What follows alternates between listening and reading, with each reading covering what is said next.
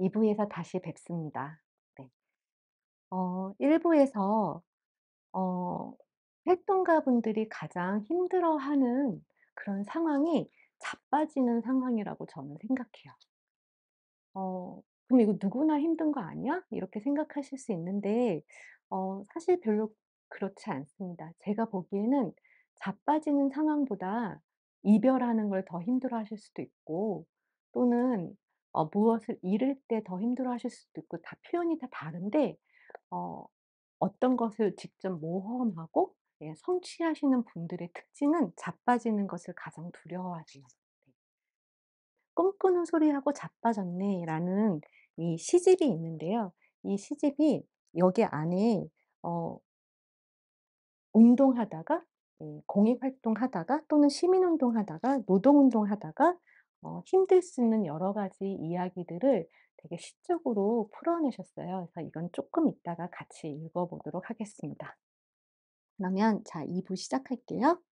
1 부에 제가 내드린 숙제 옆에다 두고 그다음에 좀 들어보셨으면 좋겠습니다. 1 부에서 나르시시즘을 말씀드렸는데요. 나의 것을 아름답다고 생각하고 그 꿈을 향해 나아갈 수 있는 능력을, 그리고 그 안에서 느껴지는 여러 가지 것들을 활용하는 그러한 상태인데, 사실 요즘에 그 나르시시즘이라는 단어가 별로 좋게 쓰이지 않아요. 네. 그 이유가 있어요. 그 이유를 어 정신의학의 좀 맥락에서 설명해 드리도록 하겠습니다. 마음이라는 것은 앞에서 말씀드렸던 것처럼 보이지 않아요. 네. 보이지 않는 것을 인간이 보려고 하는 노력은 되게 오래됐습니다. 그 노력 중에 하나가 히스테리아라는 건데요. 히스테리아라는 것이 뜻하는 바는 자궁이에요. 그리고 쪼끔 더 궁금하신 분들은 영화를 찾아보셔도 되는데, 영화 제목 자체가 히스테리아입니다. 10년 전에 나왔던 영화인데 무지 재밌어요. 근데 이 자궁을 뜻하는 단어가 정신의학에서 중요한 용어예요. 기원전 2000 년이 되는 시기에 몸이 아프지 않은데 뭔가 마음이 좀 불편해 보이고 보이지 않는 것에 대해서 고통을 호소하는 사람들에 대해서 사람들은 어떻게 생각을 했냐면 '자궁을 가진 존재들이 아프다.'라고 생각했어요. 그래서 자궁이 몸속에서 돌아다니는 것이 그 사람의 어떤 신경증, 뭔가 날카롭고 뭔가 계속 짜증 내고 어떤 것에 대해서 극도로 불안을 느끼고 그렇다라고 생각을 했습니다. 그러한 생각들은 히포크라테스 선언이 나온 때에도 달라지지 않았어요. 실제로 자궁에 문제가 있는 특히 여성들이 '아프다.' 그런 생각들을 많이 했습니다. 그리고 이러한 생각들은 중세에도 계속 이어져서요. 마녀라든지 아니면 미친년이라든지 아니면 어떤 것을 현실을 인정하지 않고 계속 불평불만을 하는 존재들을 히스테리아라는 이런 진단명을 내리게 되었어요. 그러다가 1900 년도쯤에, 그전에 이제 19 세기에 이렇게 아픈 사람들이 계속 늘어나는 거예요. 그리고 그 당시에 의술은 많이 발달해서 정 분명히 신체적으로 되게 멀쩡한데 정신적으로 고통을 호소하는 사람들에 대해서 의사들은 그 원인을 탐구하고 싶어 했어요. 그래서 많은 사람들이 그 원인을 탐구하려고 도전하고 연구를 하게 됐습니다. 그러다가 우리가 어떤 방법을 어떤 사람이 발견을 하게 됐어요. 처음에는 샤르코라는 사람이 최면을 하는 요법을 사용했습니다. 그래서 최면을 걸어서 그 사람한테 "당신은 나을 수 있다." 이런 식의 계속 이렇게 암시를 걸었더니 실제적으로 사람이 낫는 거예요. 근데 그 방법이 그렇게 많이 퍼지지 않았어요. 그러다가 인제 어떤 사람이 음 물론 우리가 잘 알고 있는 프로이트 이야기를 잠깐 하려고 하는데, 프로이트 이외에도 많은 의사들이 이 문제를 도전을 했어요. 근데 인제 어느 날 프로이트가 발견한 방법이 하나가 있는데, 그게 무엇이냐면 어 환자가 의사한테 어떤 것을 계속 이야기하는데 어느 날 의사가 자신의 이야기를 계속 이야기합니다. 그러다가 환자가 의사를 막아요. "선생님, 이야기 좀 그만하세요. 제 얘기 좀 할게요." 그러다가 자신의 이야기를 하게 됩니다. 그럴 때 의사가 그 환자의 이야기를 되게 집중해서 귀를 기울여서 듣게 돼요. 그런데 그것이 그렇게 이야기를 하는데 환자가 나은 거예요. 왜 나았지?' 거기서 사람들은 심리 치료가 시작하게 돼요. '왜 나았지? 그냥 자신의 이야기를 했을 뿐인데?' 저는 이제 두 가지가 있다고 생각합니다. 자신의 안에서 억압됐던 것들을 이야기하면서 그 첫 환자를 이제 정신의학의 역사에서는 안나 오라고 하는 여성이 있는데요. 자신의 이야기를 이렇게 하면서 카타르시스를 느끼고, 그래서 이것을 이후에 카타르시스 요법이라고도 하는데, 자신의 증상을 이야기하는 것만으로 그 당시에 신경증이 나아졌어요. 그리고 또 하나가 있는데, 의사라는 사람은 되게 권위가 있는 존재였거든요, 그 당시에. 권위가 있는 존재, 책임을 지고 있는 존재, 되게 중요한 존재가 나의 이야기를 들어준다라는 것이 인간한테 되게 중요한 감정을 일으킨다라는 것을 의사들은 깨닫게 됩니다. 그래서 어 카 안나 오라는 환자에 의해서 카타르시스 요법이 시작이 되면서 심리 치료가 시작이 돼요. 그것은 엄청난 변화를 일으키게 됩니다. 아직 우리가 120 년밖에 되지 않았지만 어떤 변화를 일으키냐면, 앞에서 이야기했던 마음, 즉 보이지 않는 것들이 보여지는 과정으로 들어가게 돼요. 즉 우리가 많이 알고 있듯이 이런 거 많이 보셨잖아요. 전체적으로 이게 이렇게 많은 부분이 무의식이고, 여기 가운데가 전의식이고, 요 조그만 빙산의 일각이 의식이라는 거. 그래서 '아, 우리 안에 나도 모를 수 있는 부분들이 이렇게 이 안에 있구나.' 그리고 어떤 것들이 기억하지 못하는 것들이 또는 억압되는 것들이 자연스럽게 이 밑으로 다 내려앉아서 가라앉아서 우리의 무의식을 구성하는구나. 이런 식의 생각을 하게 되고, 또 이드, 그다음에 이고, 그다음에 슈퍼 이고, 이렇게 자아, 이드, 초자아의 이런 구도도 우리가 이후에 나오게 됩니다. 즉 무엇인가 막 계속 하고 싶은 본능, 욕망, 욕구, 이런 거는 이드라고 불리우고, '아, 이런 것은 하면 안 돼. 이런 것은 네가 하면 좋아.' 이렇게 어떤 기준을 제시하는 초자아가 있고, 이 둘 사이에서, 그리고 현실이라는 또 제3자 사이에서 어 계속 무엇인가 조정하는 자아라는 것이 있고, 네, 이런 것들이 이렇게 도표가 이렇게 생기게 돼요. 그림이라는 것이 생기게 돼요. 그 이 마지막은 무엇이냐면, 자아의 강도에 따라서, 즉 초자아와 그 이드 사이에서 찌그러질 수 있을 수도 있고, 그리고 자아가 팽창할 수도 있고, 그리고 자아를 잃어버릴 수도 있고, 이런 식의 자아의 어떤 건강성, 자아의 강도에 따라서 우리는 그 사람의 정신 건강의 상태를 신경증, 그다음에 경계성, 그다음에 정신증, 이렇게 나눌 수도 있습니다. 이렇게 보이지 않는 것들이 보여지게 돼요. 예전에는 그냥 막연했던 것들, 물론 음 그 이전에도 무의식이라는 영역을 사람들은 다 알고 있었어요. 그것들은 문학에서도 이야기됐고, 예술에서도 이야기됐고, 여러 가지 영역에서 무의식이 다 존재한다라는 것을 알았지만, 그것을 이렇게 보이는 형태로, 그리고 이렇게 우리가 볼 수 있게 표현되는 것 자체가 이 레볼루션이라고 제가 표현했는데, 마음의 혁명이었어요. 이렇게 마음이 보이지 않는 것을 보여지게, 내 안에서 불편하게만 느껴졌던 것을 타자가 알 수 있게 이야기로 전달하는 것, 네, 들릴 수 있게, 이런 것들이 그 사람의 심리적인 어떤 불편함을 해소하고 증상을 치료하는 데 획기적인 역할을 한다라는 것을 알게 되었습니다. 그래서 그 이후부터 많은 신경증 환자들이 고쳐지게 됐어요. 그리고 되게 중요한 사실인데, 그 신경증에 안 걸린 사람은 없다. 우리 모두 다 신경증 환자라는 유명한 말이 나오게 됩니다. 그래서 정신분석을 비롯해서 심리 치료가 유행을 타게 됐어요. 전 세계로 퍼지게 되고, 아 기존에는 몰랐던 것들에 대해서 많이 밝혀지고, 그리고 인간이 무엇인지, 인간이 자신의 고통을 어떻게 의미를 규정을 하느냐에 따라서 그 사람의 삶이 어떻게 풍요로워지는지에 대해서 많은 지도가 그려지게 됩니다. 그러던 어느 날 다시 의사들은 어려움에 봉착하게 됐어요. 새로운 환자들이 등장을 했어요. 어떤 환자들이냐면, 자신의 이야기를 하는데 증상이 나아지지 않아요.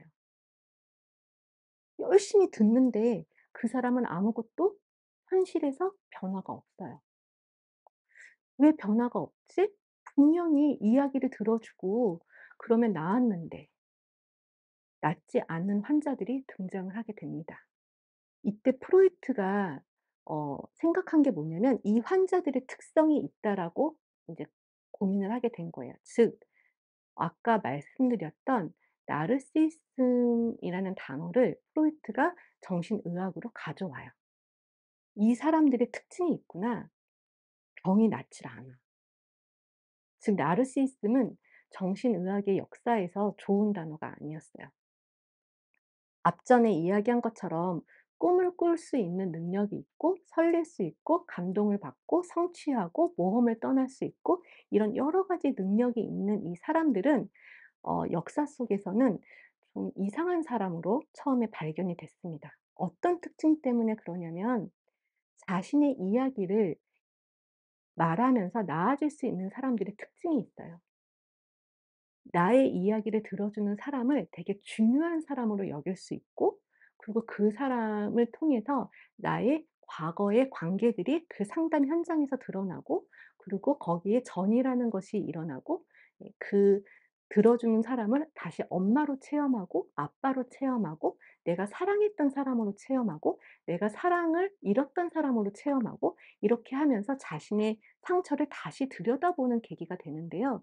이 나르시시즘에 갇힌 사람들 즉 나의 아름다움에 반해서 빠져 죽는 그 신화의 성격을 가진 사람들은 상담 현장에 들어와서 그러한 변화를 일으키지 않았어요. 왜? 상담사나 의사를 대상으로 여기지 않아요. 즉 나만 좋으니까. 네. 다른 사람을 보지 않아요. 내 안에 있는 아름다움에 취해서 상대의 아름다움, 상대의 관계 맺는 능력들이 없어요. 음 처음에 음 그 나르시시즘을 발견한 프로이트는 이걸 보고 엄청 놀라면서 '아 치료가 안 되는 환자들이 있구나.'라고 결론을 내리게 됩니다. 그 이후에는 인제 이 100 년이 지난 지금에는 여러 가지 치료 요법들이 많이 인제 발견되어 가지고 이런 환자들도 인제 치료를 하지만 그 당시에 프로이트는 어 타인을 보지 않는데 자기 자신의 아름다움만 취했는데 '이런 사람들은 상담 현장에서 치료할 수가 없어.' 네 그렇게 절망을 하게 되고요. 프로이트는 그래서 치료를 포기하게 돼요. '이러한 사람들은 치료가 되지 않는다.'라고 생각합니다. 왜냐하면 자기 자신밖에 알지 못하는 사람은 어 되게 유아기적인 소망에 갇히게 된다라고 생각해요. 즉 꿈을 꿀 수 있는 능력은 되게 훌륭하지만 그리고 그것을 위해서 모험을 떠나는 능력은 되게 좋지만 어 불가능한 것을 바라고 그것밖에 보지 못하고 '현실을 알아차리지 못한다.'라고 생각을 하게 돼요. 실제로 그렇습니다. 자기 자신한테 너무 빠져 있는 사람은 즉 그 나르시시즘 그 신화를 보면 결국에 죽잖아요, 그 소년이. 근데 죽는데 가장 중요한 건 뭐냐면 어 자기가 사랑했던 대상이 나라는 것을 모르고 죽습니다. 즉 나르시시즘 환자들은 타인을 사랑한다고 생각하지만 궁극적으로 타인에 대한 사랑 방법을 잘 몰라요. 그래서 타인 관계를 맺지 못하고 내 안의 것들이 무너질 때 자빠집니다.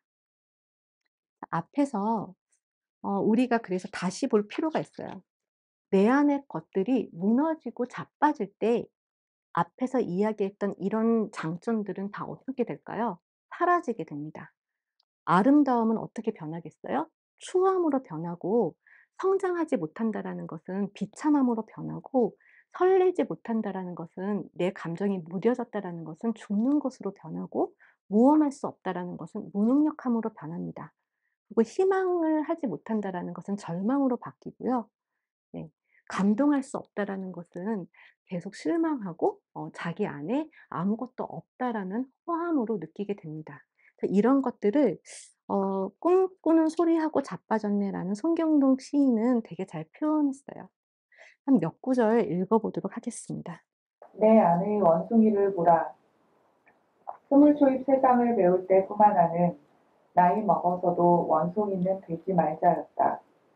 잠깐 민주주의자였다가 잠깐 정의의 편, 참된 역사의 편이었다가 왕년에 시시껄렁한 무용담이나 늘어놓고 얕은 재주나 파는 이는 되지 말자. 수많은 사람들의 헌신과 희생을 내 것인 양 사유화하고 헐값에 팔아넘기는 사람은 되지 말자였다. 그러나 어느 틈에 내 안에도 들어와 사는 큰 원숭이 한 마리를 본다. 작은 재주에 으쓱하고 쉬지 않고 재롱 부리며 광대처럼 무대에서 박수만 받고 싶어 하는 원숭이. 사회를 검색하는 일보다 자신을 검색하는 일이 더 많고 숨겨진 진실을 캐는 일보다 눈공만한 자산을 개량하는 일이 더 많아진 원숭이. 자신이 어떤 좁디 좁은 철망 속에 다시 갇혔는지 모른 채 몸집만 커다래짐. 선생님들 어떻게 들으셨어요? 저는 이 시인의 목소리가 되게 아름답다고 들렸는데요. 사실은 자신 안에 있는 아름다움이 없어져서 되게 힘들어하는 이야기잖아요. 근데 우리가 나의 어떤 것을 어 내가 꿈꾸던 것이 무너졌을 때, 또는 내가 싫어하던 것이, 내가 혐오하던 것이 내 안에서 있다라는 것에 대해서 발견하고 그것에 대해서 부끄러워할 수 있는 그 능력은 오히려 아름답다라고 생각합니다. 그렇지만 인제 당 이 주체는 내가 너무 싫어하던 것이 내 안에 있다라는 것의 그 발견은 너무 힘들 거예요. 그것을 없애려고 그렇게 노력해 왔는데 없어지지 않고 내 안에 있다라는 것은 내가 추구했던 것들이 무너지는 경험으로 하게 됩니다. 그래서 자빠질 수 있죠. 네. 그리고 시 하나를 더 읽어 볼게요. 청소 용역 노동자들의 선언.